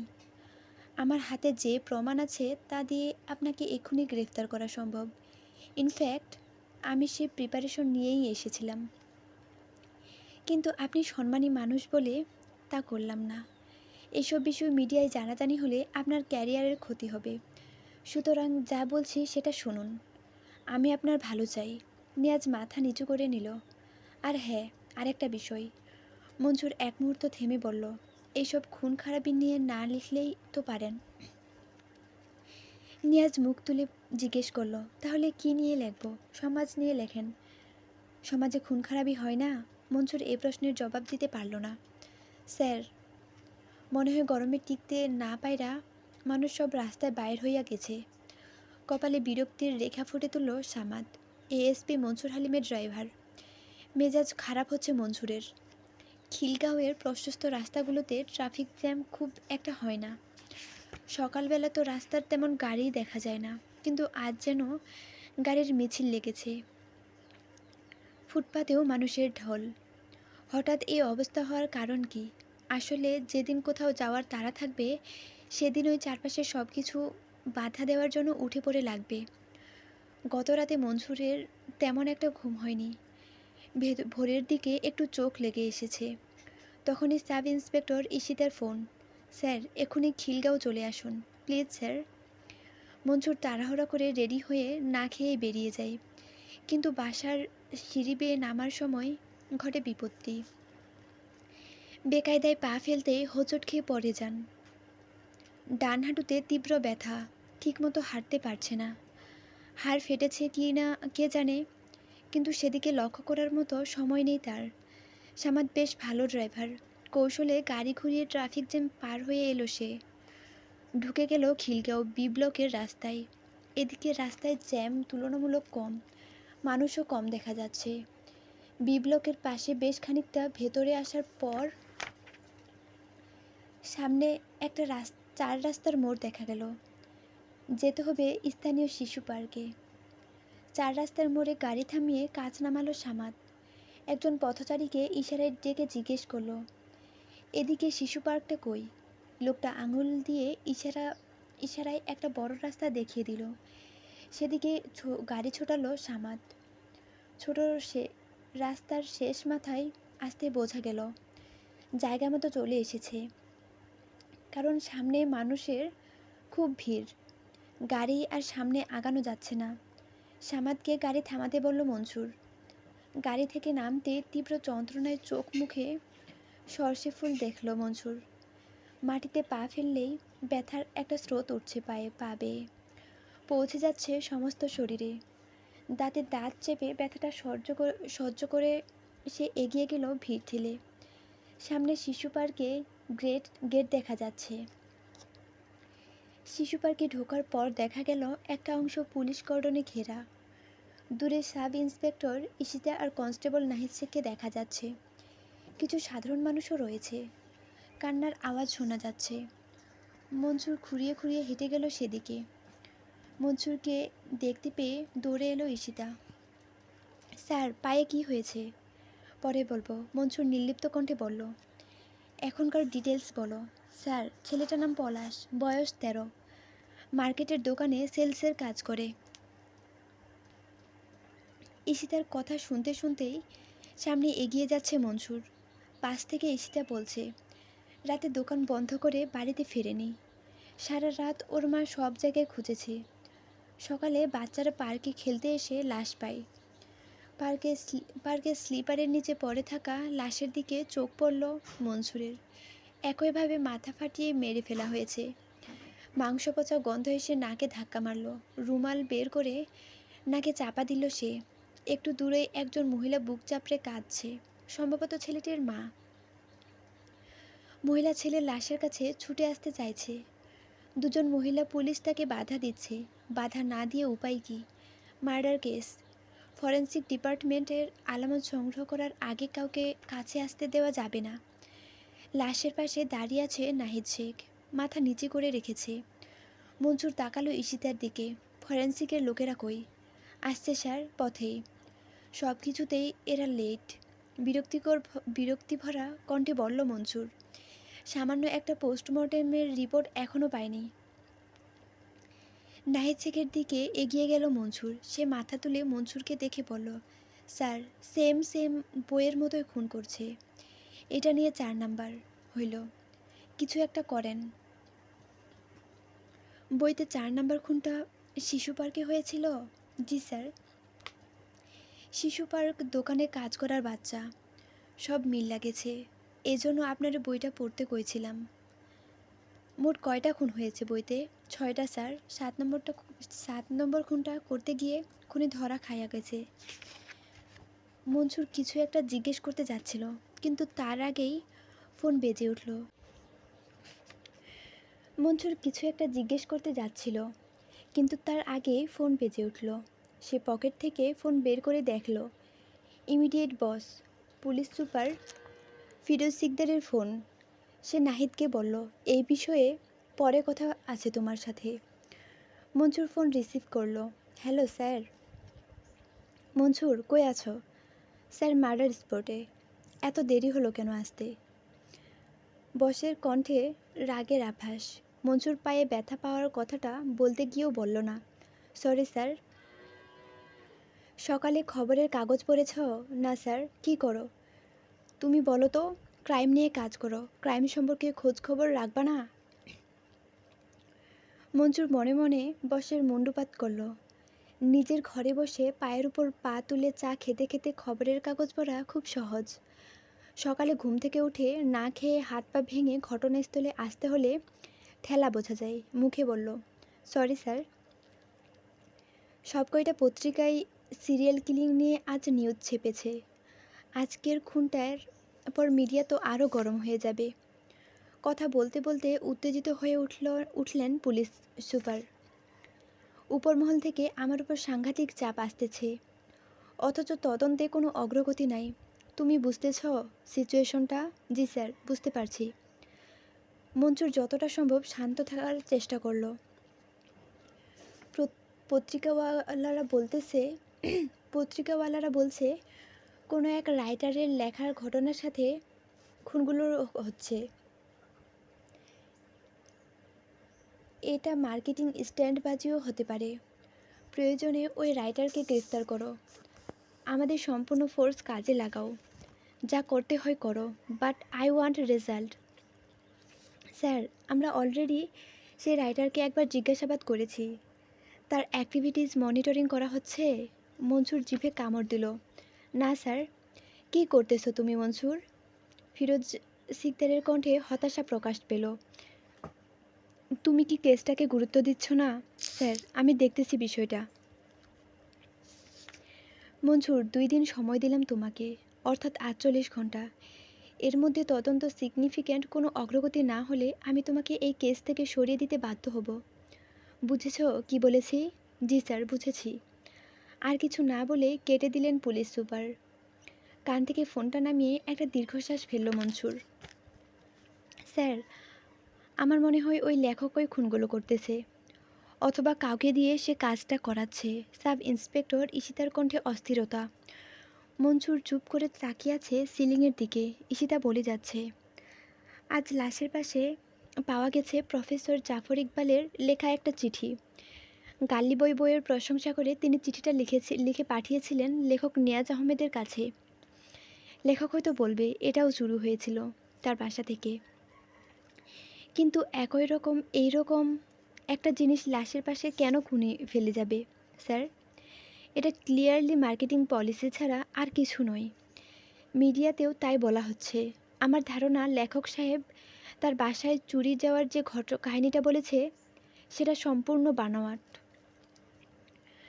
মনসুর কিছু বলছে না, তার মাথায় নানান ভাবনা উকি দিচ্ছে। স্যার, আমি গত রাতে গাল্লি বইটা পড়েছি, হুবহু একই রকম খুন হচ্ছে।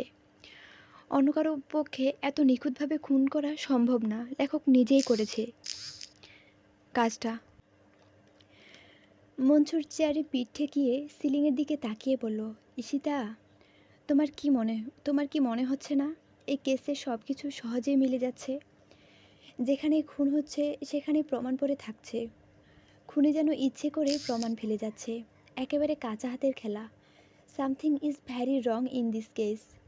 স্যার, লেখক নিয়াজ যে গ্রেফতার করলে সেটা পরিষ্কার হয়ে যাবে। মনসুর হ্যাবোধক মাথা ঝাঁকিয়ে বলল,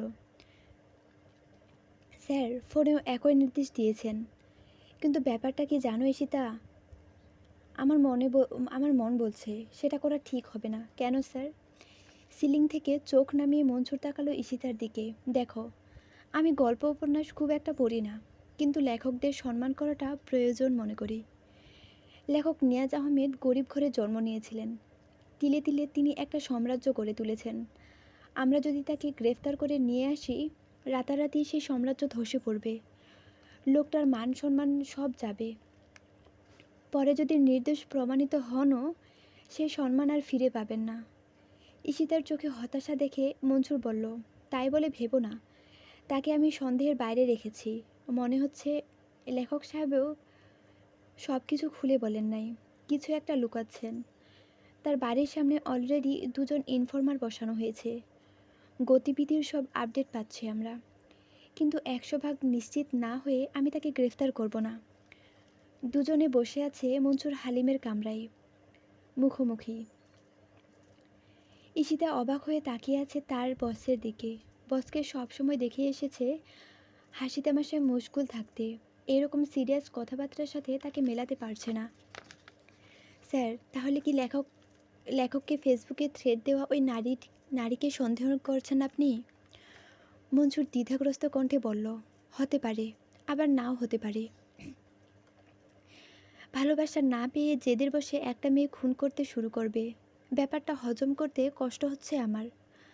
আবার হতেও পারে, সেলিব্রিটিদের কত পাগলা ফ্যান থাকে না। শাহরুখ খানের ফ্যান সিনেমাটা দেখলেই বুঝবে। আসলে ওই আইডিটার আড়ালে কে আছে তা না জানে কিছুই বলা যাচ্ছে না। সাইবার ক্রাইম ইউনিট থেকে কোনো আপডেট আছে? না স্যার, ওরা আরেকটু সময় চাচ্ছে। সময় কি করে দেব বলো? মনসুরের কণ্ঠে হতাশা। হাতে সময় আছে মাত্র 44 ঘন্টা। এর মধ্যে তদন্ত অগ্রগতি না হলে আমাকে কেস থেকে সরে যেতে হবে। সরি স্যার, ভিপিএন ইউজ করে আইডিটা চালানো হতো। রোটেটেড আইপি অ্যাড্রেস, তাই বাংলাদেশের সব আইপি অ্যাড্রেসের এগেইনস্টে ক্রস ম্যাচ করা হচ্ছে। কোন আইপি অ্যাড্রেস থেকে ওই ভিপিএন ইউজ করা হয়েছে তা বোঝার জন্য। এতে একটু সময় তো লাগবেই। আচমকা কামরায় এসে ঢুকলো কনস্টেবল নাহিদ। হাতে একটা ফাইল দেখা যাচ্ছে। স্যার, আগের খুনটায় ফরেন্সিক রিপোর্ট আসছে। কই দাও তো। হতাশায় ঝুলে পড়া কাঁধ আবার উত্তেজনায় টান টান হয়ে গেল মনসুর হালিমের। নাহিদ হাত থেকে ফাইলটা টেনে নিল সে। একের পর এক পাতা উল্টে গেল দ্রুত। হঠাৎ কিছু একটা দেখে ঠোঁটের কোণে হাসি ফুটে উঠল তার, আনমনে বলে উঠল, yes, I knew it. Mansur ফাইলটা বন্ধ করে ইশিতার দিকে তাকিয়ে বলল, জামাল নামের ছেলেটি ফুসফুসে ক্লোরোফর্মের অস্তিত্ব পাওয়া গেছে। তার মানে মেরে ফেলার আগে ছেলেটিকে অজ্ঞান করা হয়েছিল। কিন্তু মারার পর খুনি এমনভাবে সব আলামত সাজিয়েছে, মনে হচ্ছে খুব ধস্তাধস্তি হয়েছে। আসলে তা নয়। কিলার আস্তে আস্তে ধীরে সময় নিয়ে বইয়ের বর্ণনার সাথে মিলিয়ে খুনের দৃশ্যটা সাজিয়েছে। ফরেনসিক ডিপার্টমেন্ট ঘটনাস্থলে পাওয়া ছেঁড়া ঘড়িটাও অ্যানালাইসিস করেছে। ধস্তাধস্তির মধ্যে ঘড়িটা হাত থেকে ছিঁড়ে পড়েছে এমন কোনো প্রমাণ মেলেনি। কারো হাতের ছাপও পাওয়া যায়নি। সুকৌশলে হাত থেকে ছিঁড়ে রাখা ঘড়িটা এমনভাবে প্লেস করা হয়েছে যেন আমাদের সন্দেহ লেখক নিয়াজের দিকেই যায়। ঈশিতা অবাক হয়ে তাকিয়ে আছে। তার মানে সেদিন আসলে চুরি হয়েছিল সে লেখকের বাসায়, তাই তো মনে হচ্ছে। মনসুর তাকালো নাহিদের দিকে। নাহিদ, বইয়ের কাহিনী অনুযায়ী পরের খুনটা কোথায় হবে? নাহিদ এক মুহূর্ত ভেবে বলল, ইটের ভাটায় স্যার। এবার আর গালি বই না।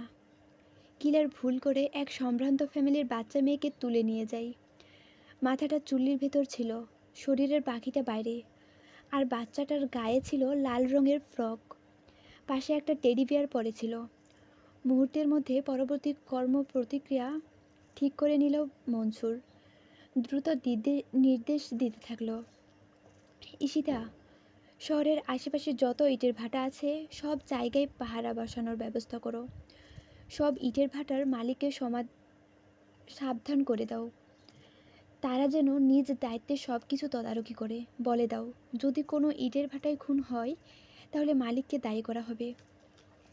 যেসব স্থানে ইটের ভাটা বেশি আছে সেখানকার স্থানীয় থানাগুলোতে আমাদের লোকবল বাড়াতে বলো।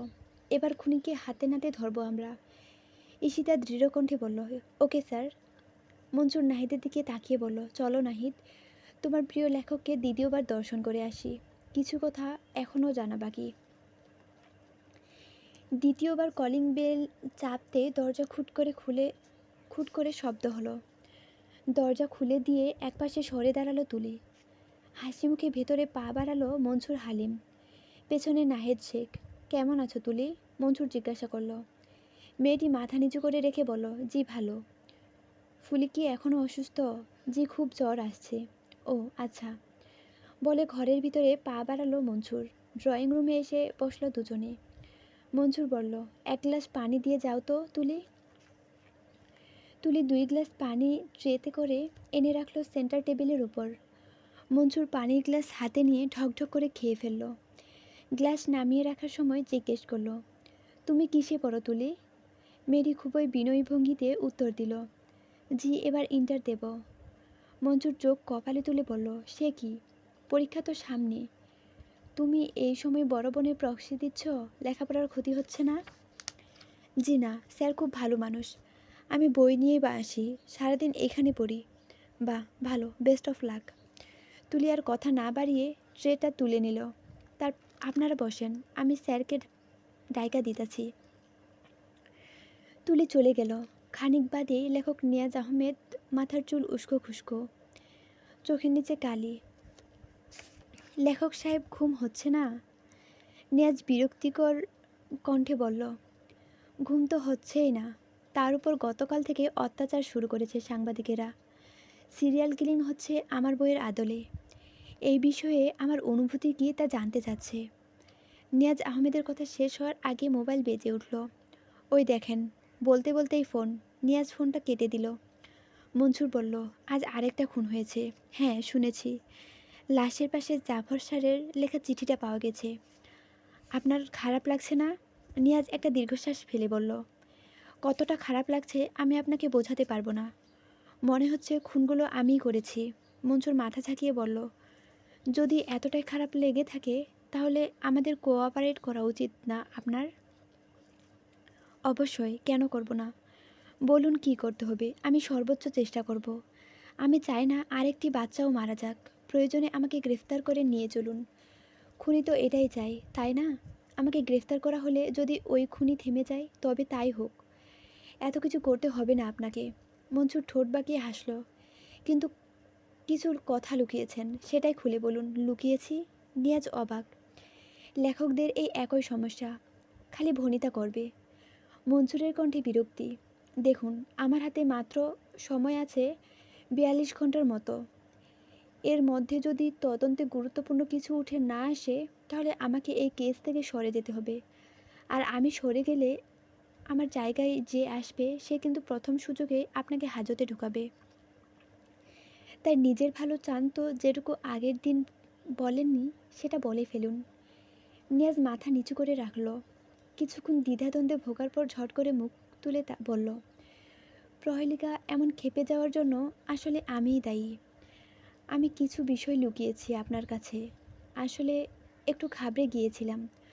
বলাটা ঠিক হবে কি না বুঝতে পারছিলাম না। ছেলে মানুষ ভাবেন যদি। মনসুর পায়ের উপর পা তুলে আরাম করে বসল। বলল, বলে ফেলুন, কিছু ভাববো না আমি।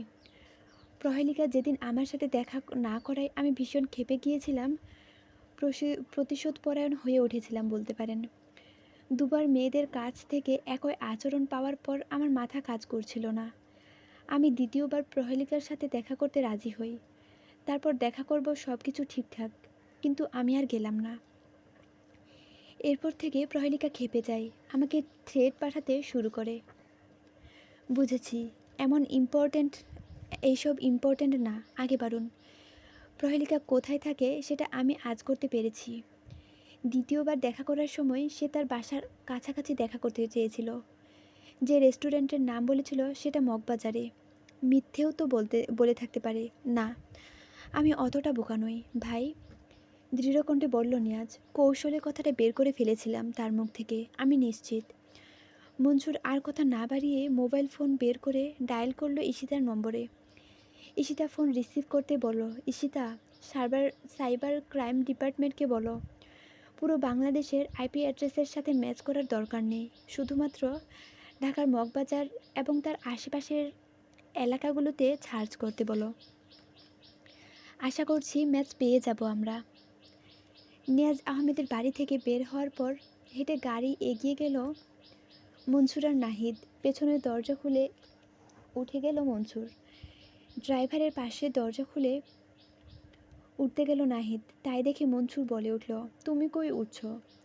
নাহিদ অবাক হয়ে বলল, স্যার গাড়িতে উঠতে বলেছি আমি। তাহলে স্যার? তোমার এখানেই কাজ আছে, আশেপাশে কোথাও বসে পাহারা দাও। নাহিদ আপত্তির সুরে বলল, স্যার দুজন ইনফর্মার তো লাগিয়ে রেখেছি, তারা সারাক্ষণ পাহারা দিচ্ছে। আবার আমি কেন? মনসুর একটু হেসে বলল, তোমার উদ্দেশ্য ওদের উদ্দেশ্য এক নয়। নিয়াজের উপর নজর রাখতে হবে না তোমাকে। তুলি মেয়েটা বাড়ি থেকে কখন বের হয়ে দেখবে, তারপর তাকে ফলো করে গিয়ে তাদের বাসাটা চিনে আসবে। বলেন কি স্যার? চোখ কপালে তুলল নাহিদ। তুলিকে সন্দেহ করতেছেন নাকি? মঞ্জুর বিরক্তি সুরে বলল, কাকে সন্দেহ করছি সে আলাপ পরে হবে, আগে যেটা করতে বলেছি করো। Okay sir. ড্রাইভার গাড়ি স্টার্ট দিল। বনবন করে স্টিয়ারিং ঘুরিয়ে গাড়িটা মেন রাস্তায় তুলে আনলো। তারপর নাক বরাবর ৭০ কিলোমিটার স্পিডে এগিয়ে গেল। গাড়ির গমন পথের দিকে তাকিয়ে রইল নাহিদ শেখ। গাড়িটা দৃষ্টিসীমানা অতিক্রম করতেই আশেপাশে তাকালো সে। নাহিদ রাস্তার উপরে একটা চায়ের দোকান নজরে পড়ল। বিরস বদনে সেদিকে এগিয়ে গেল নাহিদ। মেজাজ খারাপ লাগছে তার। এইসব নজরদারির কাজ তার খুব একটা ভালো লাগে না। রাত ১১টার দিকে মনসুর কেবল বাড়ি ফিরেছে। এই সময় তার ফোনটা বেজে উঠল। ফোন করেছেন নাহিদ শেখ। মনসুর ফোন রিসিভ করলো। হ্যাঁ নাহিদ বলো। স্যার আপনাকে কতবার ফোন করলাম। নাহিদের কণ্ঠে অভিযোগের সুর। ডাক্তারের কাছে গিয়েছিলাম। মনসুর নির্লিপ্ত সুরে বলল, ও সরি স্যার, ডাক্তার কি বলল? এক্স রে রিপোর্টে দেখা যাচ্ছে হাড় ফাটেনি। ডাক্তার কিছুদিন রেস্টে থাকতে বলেছেন, কিন্তু আমাদের আর রেস্টে থাকার উপায় কি? তুমি কী জন্য ফোন করেছো সেটা বলো। স্যার আমি কিন্তু তুলিকে ফলো করে একটা বাড়ির সামনে এসেছি। বিরাট বড় আলিশান বাড়ি স্যার, জমিদার স্টাইলে তৈরি। গেটে দুজন সিকিউরিটি গার্ড। তাই নাকি? হ্যাঁ স্যার, মেয়েটা এই বাড়ির ভেতরেই ঢুকেছে। মঞ্জু শান্ত সুরে বলল। অবাক হওয়ার কিছু নেই নাহিদ, তুলির বড় বোন সম্ভবত এই বাড়িতেও কাজ করে। এখনকার কাজের মেয়েরা তো এক বাড়িতে কাজ করে না, কয়েকটা বাড়িতে ঘুরে ঘুরে কাজ করে। তুলি গেছে তার বড় বোনের প্রক্সি দিতে। কিন্তু স্যার ঢুকেছে সন্ধ্যায়, এখন ১১টা বাজে, আর বের হচ্ছে না। হতে পারে দুই বোন এই বাড়িতেই থাকে। অনেক বাড়িতে কাজের মেয়েরা ঘরেই থাকে না। স্যার আমার মন বলছে মেয়েটা হয়তো ভেতরে গিয়ে কোনো বিপদে পড়েছে। অল্প বয়সী মেয়েটা স্যার, পড়ালেখা করে। বড়লোকের বখে যাওয়া পোলাপানের তো অভাব নেই। যদি কেউ সুযোগ পেয়ে কিছু করে। বিরক্ত হলো মনসুর। তোমার সন্দেহ অমূলক নাহিদ। আর সত্যি হলেও বা কী করার আছে? প্রমাণ ছাড়া এখন এই বাড়ির ভেতরে তুমি ঢুকতে পারবে? দেখা গেল কোনো রাজনৈতিক প্রভাবশালী ব্যক্তির বাড়ি। জোর করে সাহায্য করতে গিয়ে শেষে নিজের চাকরিটা হারাবে। যাও বাড়ি যাও, ভয়ের কিছু নেই। ঠিক আছে স্যার। নাহিদকে অভয় দিয়ে বাড়ি পাঠিয়ে দিল মনসুর। কিন্তু তার নিজের মনের ভেতর ভয় ভয়ে অনুভূতি হতে থাকলো।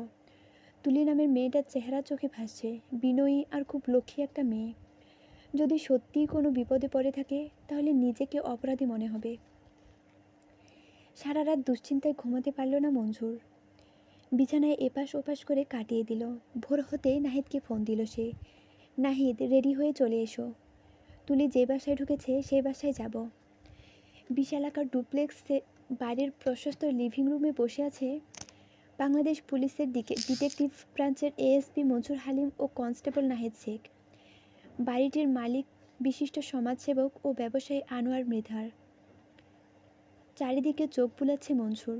প্রতিটি আসবাবপত্র বিদেশ থেকে আনা বোঝাই যাচ্ছে। লেগে আছে রুচি ও আভিজাত্যের ছোঁয়া। একজন মহিলা এগিয়ে এলেন লিভিং রুমের দিকে। দেখে মনে হচ্ছে বাড়ির কর্ত্রী হবেন। মঞ্জুর মঞ্জুর সালাম দিল মহিলাকে। জবাবে মহিলা মাথা ঝাঁকালেন। আমি এএসপি মনসুর। আপনি নিশ্চয়ই মিসেস আনোয়ার? হ্যাঁ, আমি।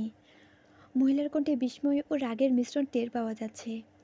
কিন্তু এভাবে বলা নেই কওয়া নেই, আপনারা পুলিশের লোক বাড়িতে এলেন কেন? কোনো সমস্যা? আমরা আসলে একজনের খোঁজে এসেছি। কার? মঞ্জুর এক মুহূর্ত চিন্তা করে বলল, ফুলি নামের কেউ কাজ করে এখানে? মহিলা হ্যাঁ বোধক মাথা ঝাঁকিয়ে বললেন, হ্যাঁ করে। ফুলি কি এই বাড়িতে থাকে? হ্যাঁ। কি করেছে সে? সেটা ফুলির সামনেই বলবো। ওকে ডাকুন। কর্কশ সুরে ডাকলেন মহিলা। এই ফুলি, শুনে যা তো। 10 সেকেন্ডের মধ্যে হন্তদন্ত হয়ে ছুটে এলো ফুলি। কি হয়েছে ম্যাডাম? মহিলা তাকে বলল, ওনারা পুলিশের লোক, কি বলছে শোন। মনসুর খেয়াল করল পুলিশের লোক কথাটা শুনে ভেতর ভেতর ভীষণ ঘাবড়ে গেল ফুলি। পুলিশের গাড়ি দেখলে গুরুতর অপরাধীদের চেহারা যেমন হয় তেমনটা অনেকটা তেমন। সে জিজ্ঞাসা করল, তোমার শরীর কেমন আছে ফুলি? ফুলি নার্ভাস কণ্ঠে বলল, জি ভালো। সে কি, তোমার না খুব জ্বর? বিছানা থেকে উঠতে পারছো না? ফুলি ভ্যাবাচাকা খেয়ে তাকিয়ে থাকলো। মঞ্জুর আবার জিজ্ঞেস করল, তোমার ছোট বোন তুলি কই? ওই তো বলল তুমি অসুস্থ। তুলি কই, ওকে ডাকো। ফুলি ভয় পাচ্ছে খুব, হাত পা কাঁপছে তার। একবার মনসুরের দিকে একবার মিসেস আনোয়ারের দিকে তাকাতে থাকলো। উত্তরটা দিলেন মিসেস আনোয়ার বৃদ্ধা। কি উল্টাপাল্টা বলছেন? তুলি কেন ওর বোন হতে যাবে? তুলি তো আমার ছোট মেয়ে। নাহিদ আর মঞ্জুর পরস্পরের দিকে চাওয়াচাওয়ি করল। নাহিদ বলল, স্যার আমার কিন্তু মাথা ঘুরতাছে। মঞ্জুর মনে মনে বলল, আমারও।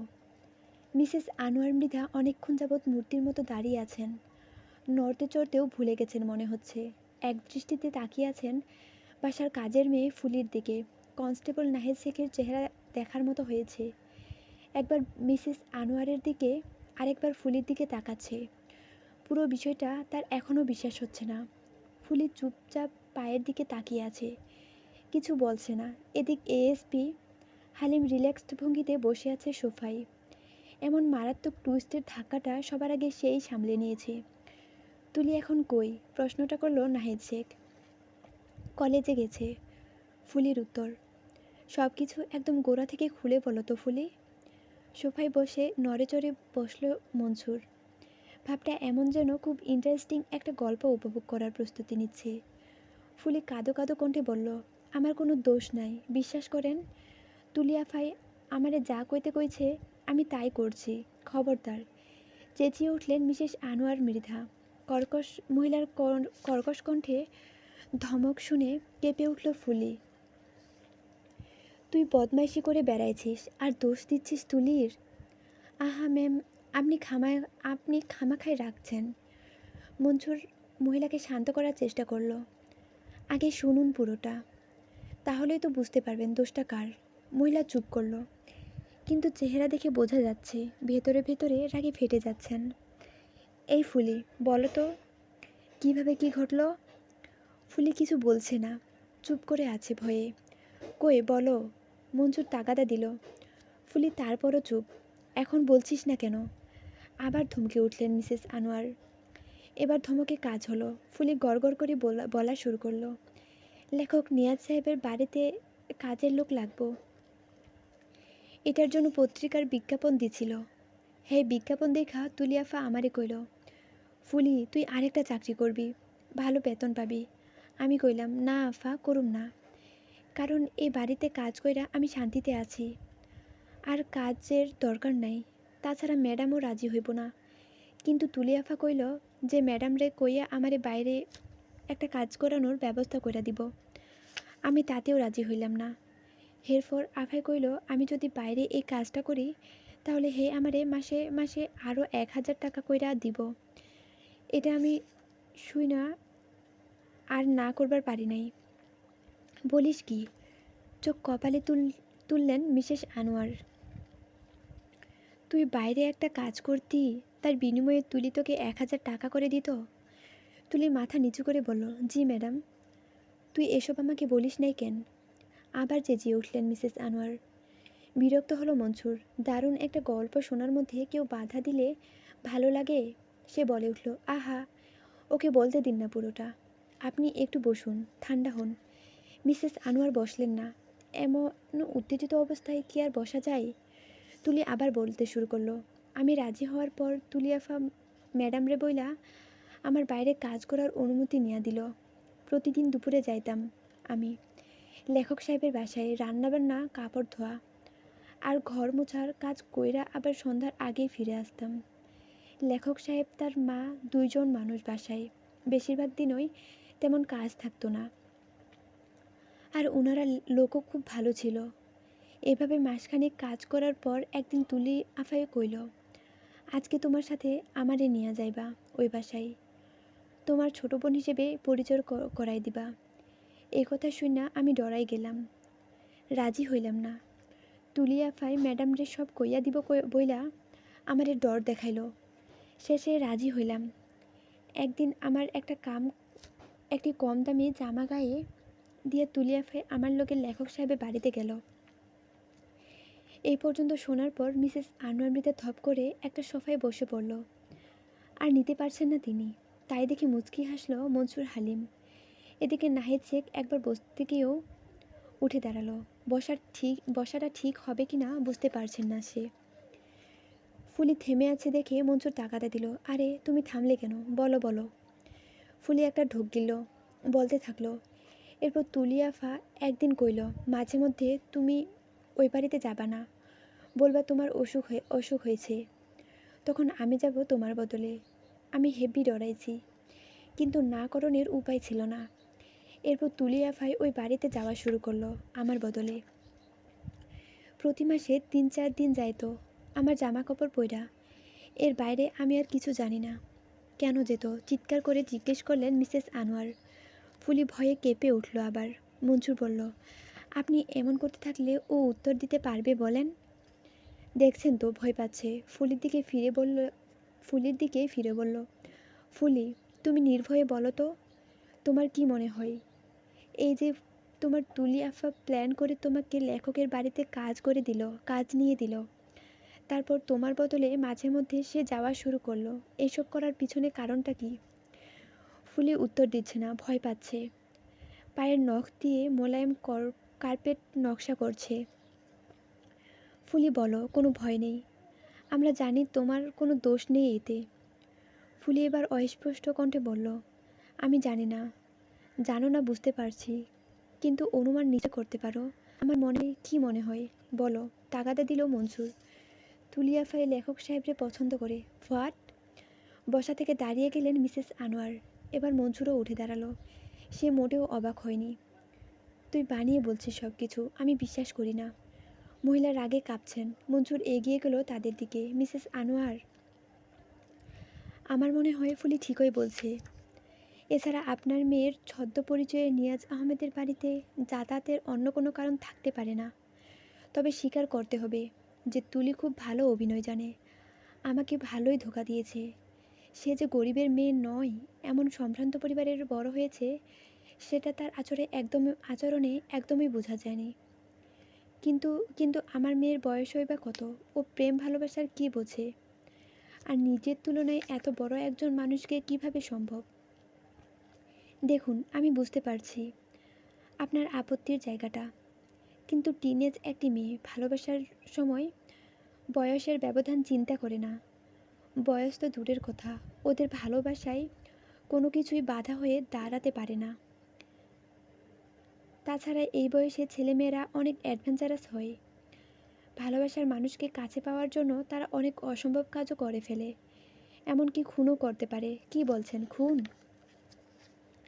মনসুর একটু হেসে প্রসঙ্গটা এড়িয়ে গেল। তুলি কোন কলেজে পড়ে? মিসেস আনোয়ার কলেজের নাম বললেন। ঠিক আছে, আমরা যাচ্ছি ওই কলেজে। ওর সাথে কিছু বিষয়ে একটু কথা বলবো। আপনি ঠান্ডা হন, আর প্লিজ ফুলিকে বকাবকি করবেন না। আপনি নিশ্চয়ই বুঝতে সত্যি পারছেন বলছেন? আমার যা ভাইয়ের কিছু ফাঁসি হবে ঘটেছে না? সব তুলির প্ল্যানে ঘটেছে। হবে না। মানসিক ফুলির এখানে কোনো হাত নেই। সমস্যাগ্রস্তদের মহিলা একটা দীর্ঘশ্বাস ফাঁসির ফেললেন। শাস্তি হয় না।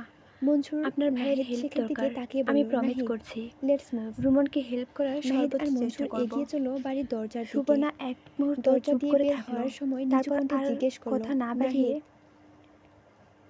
গাড়িতে উঠে গেল। স্যার তুলি কি মনসুরের তাহলে মুখে হাসি প্রহেলিকা? ফুটল। মনসুর মাথা ঝাঁকিয়ে বলল, দ্রুত ড্রাইভিং সিটে তাই তো মনে উঠে হচ্ছে। বসলো তুলি মনসুর। পরে শহরের পাশে এক বসলো নামকরা নিয়াজ। কলেজে। আর পিছনের সিটে ছেলে সুবর্ণার পাশে মেয়েদের বসলো combined sub college. Inspector Ishita. পড়াশোনার মানের জন্য বেশ ফুল নাম স্পিডে গাড়ি করেছে, ছুটলো পুবাইলের তবে খুবই উদ্দেশ্যে। ব্যয়বহুল। প্রমাদ শহরের গুনছে এলিট শ্রেণীর মনসুর। হাতে সময় নেই একদম। নাগরিকদের সন্তান না হলে এখানে পড়ার